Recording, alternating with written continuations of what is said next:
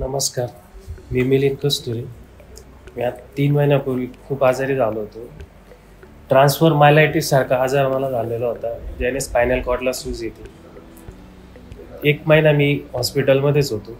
त्यानंतर मी डायरेक्ट रायते पाटील रिहॅबिलिटेशन सेंटरला आलो.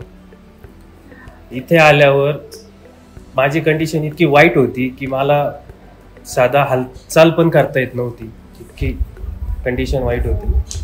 जसे मी इथे आलो तसं हळूहळू माझी फिजिओथेरपी चालू झाली, ॲक्युपंक्चर चालू झालं. आणि एक इथला ॲम्बियन्स आणि इथला जो स्टाफ आहे इतका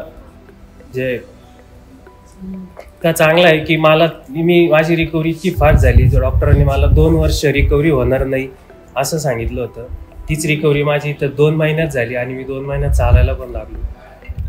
जर कोणालाच पॅरालिस सारखा आजार झालाच तर त्यांनी रायते पाटील पॅरालिस सेंटरला येऊन नक्की व्हिजिट द्या. ते खरंच खूप चांगली ट्रीटमेंट होते.